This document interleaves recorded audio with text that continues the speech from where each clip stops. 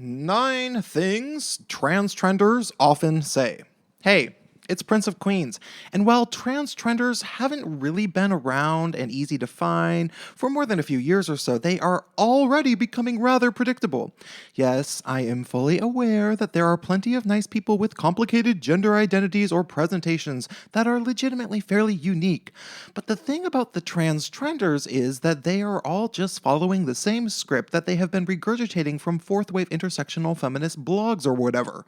Here's some things to look out for. Number 1 is just a bit of terminology. MOC stands for masculine of center, which is usually basically just transgender code word for cis women that define as somewhat masculine, but still want to hold on to their female privilege. They won't transition, of course. Maybe a short haircut. Number 2 is they'll say that people don't have to be trans enough to count as trans.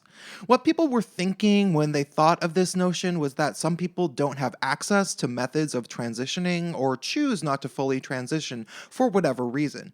And people are wanting to hold on to the idea that these people can still be trans. However, what TransTrenders generally mean when they say this is that people should be able to consider themselves trans even if they do absolutely nothing to transition. I had a friend who was a lesbian that dated a woman who decided to become a TransTrender a few years after they broke up. They met up for coffee one time and the TransTrender told her the news. She asked if she was on hormones, and she said no. She asked if she had or was planning on getting any surgeries, and she said no. So my friend said, "Hey, I'm a lesbian, which means I am a girl who dates other girls. And you were one of those girls. It is going to be really hard for me to think of you as a man if the only thing you changed was your name." Apparently, they couldn't be friends after that.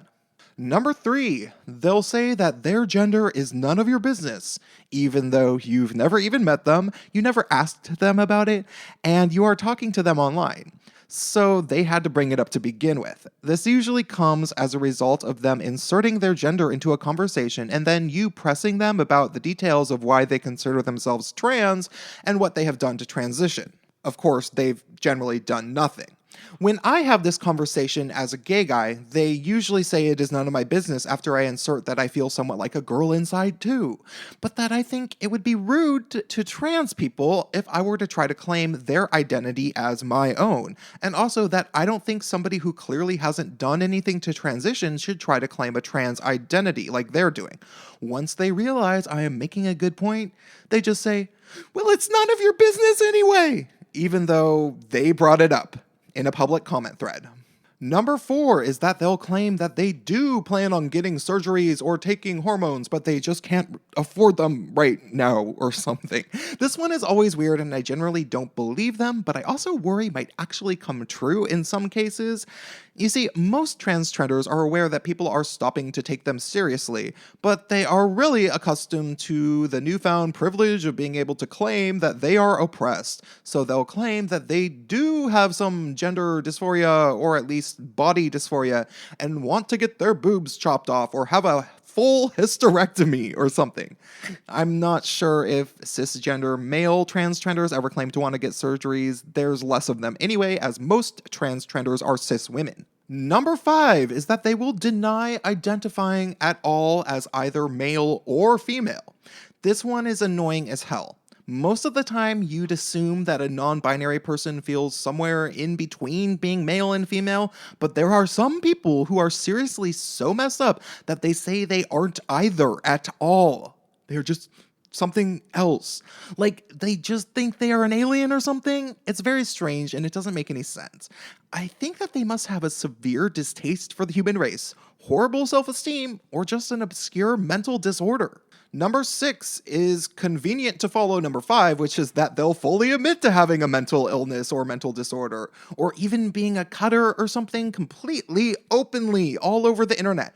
Now, call me crazy, pun completely intended, but I could have sworn that having borderline personality disorder, bipolar, or something on the autism spectrum was something that people didn't want everybody to know about them. But I guess TransTrenders are already obsessed with people knowing how disabled and challenged by society they are, so they have no problem just cutting to the chase and leaving nothing to the imagination. Number 7, they'll say that non-binary people have been around for thousands of years. This one is particularly annoying because they always bring it up like it is relevant.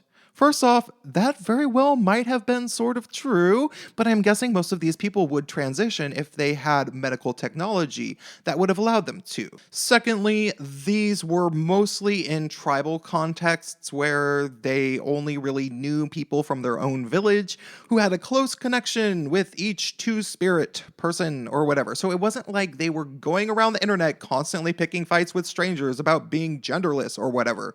It was, the tribal shaman that everybody knew. Third, just because there have been unusually gendered people all throughout history does not mean that you get to be one of them just because you decided randomly that it sounded cool, which is the case with most of these people. Number 8 is that they'll complain about how other queer people treat them or how other queer people act in general. This is something I mostly notice from the male-born TransTrenders who are really just femme gay guys. They complain about how awful gay men are for not understanding or respecting their gender identities, but the more you talk to them, the more you realize it's generally just because they can never get any dates with masculine men. But like every other gay guy, they wish they could. It's also really frustrating when they complain about how awful binary trans people are treating them like they're the real oppressed ones all of a sudden. They totally do that. It's annoying. Number 9 is that they'll say they've known they were trans or non-binary or whatever for several years, even before anybody ever talked about such things. I'm sorry, but it's extremely hard to believe that these non-binary people knew they were non-binary 10 years ago in 2006 before most people had ever met a trans person, even online. Nope, not buying it. All right, I'm sure I missed some of the things these people say commonly, so please leave me yours in the comments and stay tuned.